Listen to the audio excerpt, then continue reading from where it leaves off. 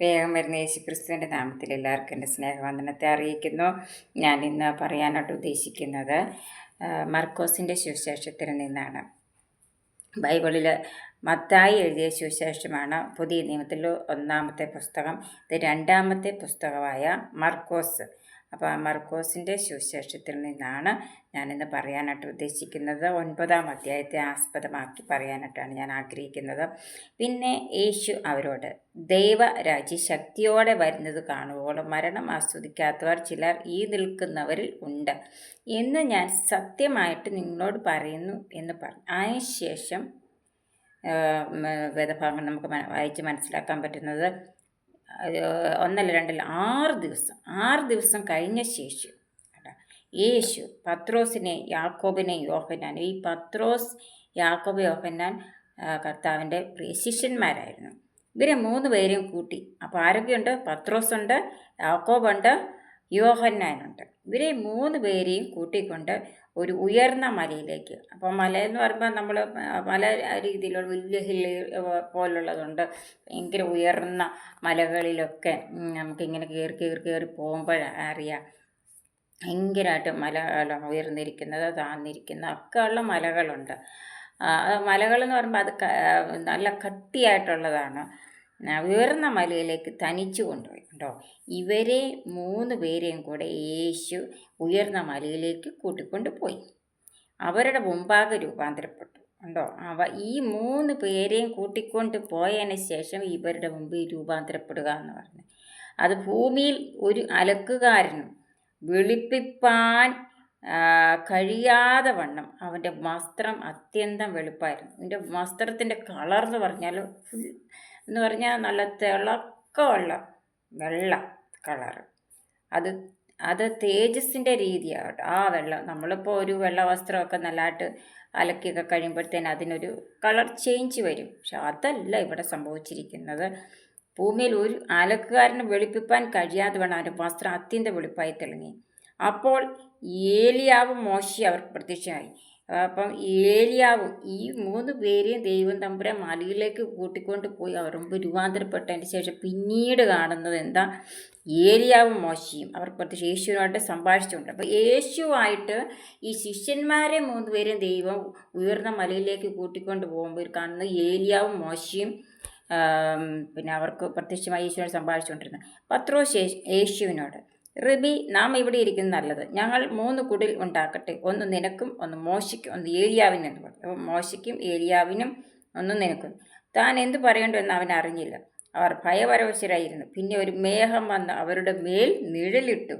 എന്നിട്ട് പിന്നെ പറഞ്ഞു, ഇവൻ എൻ്റെ പ്രിയപുത്രൻ, ഇവന് ചെവി കൊടുപ്പിൻ എന്ന് മേഘത്തിൽ നിന്ന് ഒരു ശബ്ദവുമുണ്ടായി. പെട്ടെന്ന് അവർ ചുറ്റും നോക്കിയാറെ തങ്ങളോട് കൂടെ യേശുവിനെ മാത്രമല്ലാതെ ആരെയും കണ്ടില്ല. യേശുവിനെ ഉയർന്ന മലയിലേക്ക് കൂട്ടിക്കൊണ്ട് പോയി. അവിടെ വെച്ച് ഏലിയാവും മോശയും യേശുവായിട്ട് സംഭാഷിക്കുന്ന കണ്ടു. അതിനുശേഷം ഇവർ പറഞ്ഞ്, നമുക്ക് 3 കുടിലുണ്ടാക്കും, ഒന്ന് നിനക്കും, ഒന്ന് മോശയ്ക്ക്, ഏലിയാവിനെന്നും പറഞ്ഞു. ഇതെല്ലാം പറഞ്ഞുകൊണ്ടിരിക്കുന്നതിന് ശേഷം പിന്നെ ഇവർ നോക്കുമ്പോൾ യേശുവിനെ മാത്രമാണ് കണ്ടത്. നാമത്തിന് മഹത്വം. ദൈവത്തിന് നമ്മൾ എപ്പോഴും മഹത്വം കൊടുക്കണം. ദൈവത്തിന് നന്ദി കരയറ്റണം. ദൈവത്തിന് സ്തോത്രം ചെയ്യണം.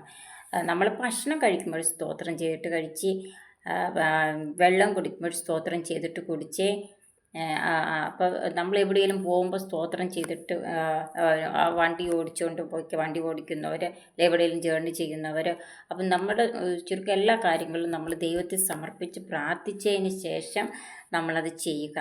നമ്മൾ ദൈവത്തിൽ ആശ്രയിച്ച് ജീവിക്കുമ്പോൾ നമുക്ക് ഈ ലോക ജീവിതത്തിൽ ഒരുപാട് കാര്യങ്ങൾ കൂടിയാണ് നമ്മൾ കടന്നു പോകുന്നത്. അപ്പം നമ്മൾ പ്രാർത്ഥിക്കുക, ദൈവത്തിൻ്റെ ഹിതം. നമ്മൾ പ്രാർത്ഥിക്കുമ്പോൾ ദൈവത്തിൻ്റെ ഹിതമാണ് നമ്മൾ പ്രവർത്തിക്കുന്നത്, നമ്മുടെ ഹിതമല്ല. നമ്മൾ പല കാര്യങ്ങൾ വെച്ച് പ്രാർത്ഥിക്കുമ്പോൾ അത് ദൈവത്തിന് തരാനുള്ളത് ദൈവം തന്നിരിക്കും. നമ്മൾ പല കാര്യങ്ങൾ പ്രാർത്ഥിക്കും. നമ്മുടെ പ്രാർത്ഥന മറ്റുള്ളവർ കേൾക്കുന്നില്ല, ദൈവമാണ് കേൾക്കുന്നത്. അപ്പോൾ ദൈവത്തിൻ്റെ മുമ്പാകെ നമ്മൾ വെച്ച് മൊത്തത്തിൽ പറയാവുന്ന കാര്യങ്ങൾ നമ്മൾ മറ്റുള്ളവരുമായിട്ട് ഷെയർ ചെയ്യും. അല്ലാതെ ഒരുപാട് കാര്യങ്ങൾ ഒരു വ്യക്തിക്ക് കാണും, അതെല്ലാം നമ്മൾ പറയുന്നത് ദൈവത്തോടാണ്. അപ്പോൾ ദൈവത്തോട് പറയുമ്പം അത് നമുക്ക് വേണ്ടുന്നതാണെങ്കിൽ ദൈവം തമ്പുരാൻ അത് നിറവേറ്റി തരും. അപ്പോൾ ദൈവത്തിൻ്റെ ഹിതമാണ് നമ്മളിൽ നിറവേറുന്നത്.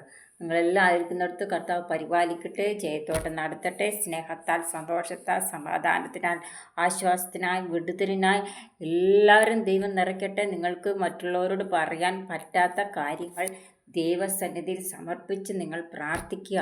ദൈവം അത് കേട്ട് നിങ്ങൾക്ക് ഉത്തരമരളി തരും. ഒന്നും നിങ്ങൾ മനസ്സിൽ വെച്ച് വ്യാകുലപ്പെടരുത്. നിങ്ങൾക്ക് പറയാൻ പറ്റുന്ന, അല്ലെങ്കിൽ നിങ്ങളുടെ ഭവനത്തിലുള്ളവരോട് പറയണം, എന്താണ് എൻ്റെ വിഷമം, എന്താണ് കാര്യങ്ങൾ, ഇത് പറയുക.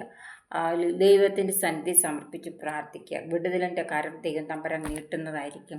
ആശ്വാസവാക്ക് ഒക്കെ ഒരു വിഷമിച്ചിരിക്കുന്ന ഒരാളോട് നമ്മളൊരു ആശ്വാസവാക്ക് പറയുമ്പോൾ അവർക്കുണ്ടാകുന്ന ഒരു സന്തോഷം എന്ന് പറഞ്ഞാൽ വേറൊന്നാണ്. അപ്പോൾ നമ്മൾ മറ്റുള്ളവർക്ക് വേണ്ടി പ്രാർത്ഥിക്കണം. നമ്മുടെ ബൈബിളിൽ വായിക്കണം.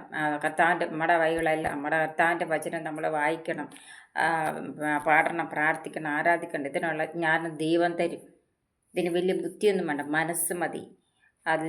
ഇതെല്ലാവരും ദൈവത്തിൽ സമർപ്പിച്ച് നിങ്ങൾ ജീവിക്കുക.